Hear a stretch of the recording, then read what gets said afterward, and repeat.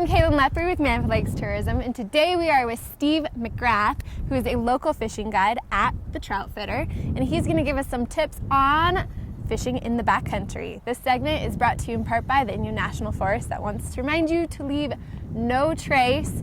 So if you are camping out in the backcountry, make sure you're camping 200 feet away from any lakes or streams to minimize your impact on the backcountry, because my favorite reason for going into the backcountry is because it is so pristine and so well preserved. Absolutely. And so, I mean, I have yet to go fishing backcountry, but for you, what is your favorite reason for backcountry fishing? I agree with the pristine nature. What you get to see out there is something that a lot of people don't get to see. Right. And the further you walk, the fewer people you'll see. And I got into fly fishing specifically because I like to be out in the nature, and I don't necessarily want to be around a big crowd of people, and I want to go enjoy myself and spend some time just me and the fish. Yeah. And that's one of the reasons why I like to go backcountry is to get away a little bit, to escape. And it is that. It's such an incredible escape. Once you get back there, it's just breathtaking. It is. And then adding fishing onto it, it's kind of like a meditation almost, I'm sure. Yeah. Yeah. Well said. Yeah.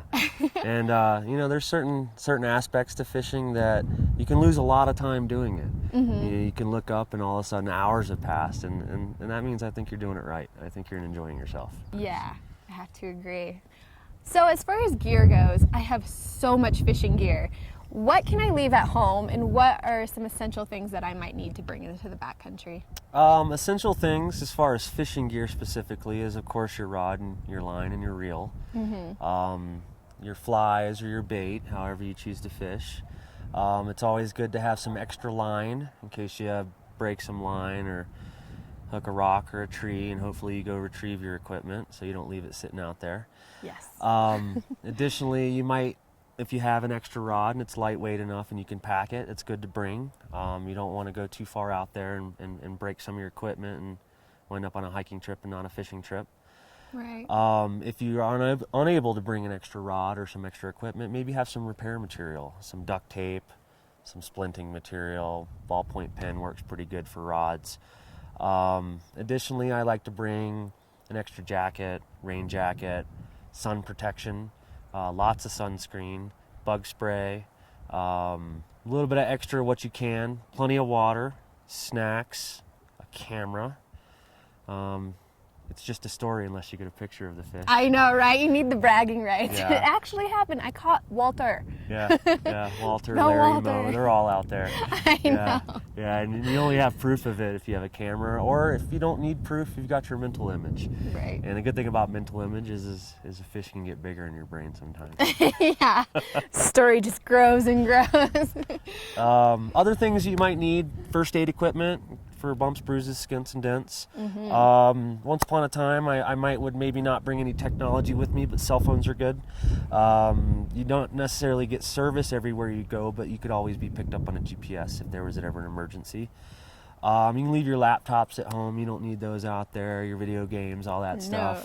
No. Right.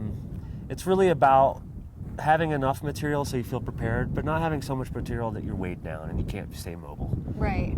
So without giving any secret spots away, exactly, what would you look for in a lake in the backcountry to know that there's fish there? First of all, you're looking for fish. Yeah. They can be easy to see sometimes, and sometimes they can be difficult to see. Yeah. I'm looking for a lake with some structure. Mm-hmm. Fish like to swim around structure, much like in the ocean. They like to stay around the reefs. I'm looking for a stream that comes in. It brings cold water, oxygen, and a food supply. Right. It's also a spawning channel for the fish to reproduce year after year.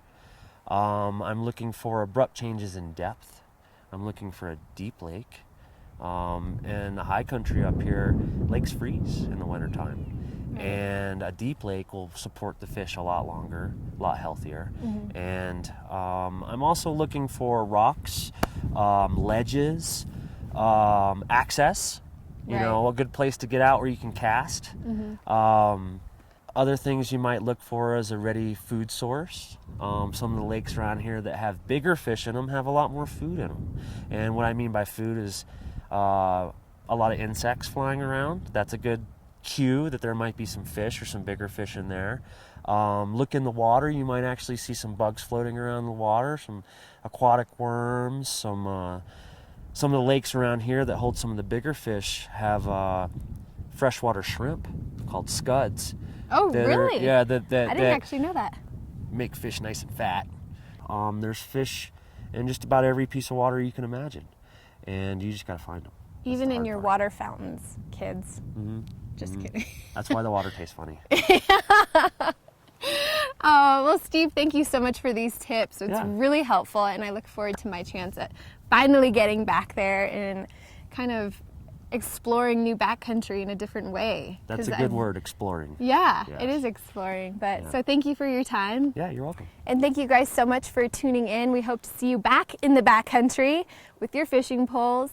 Thanks so much, and this has been your weekly reminder that the mountains are calling.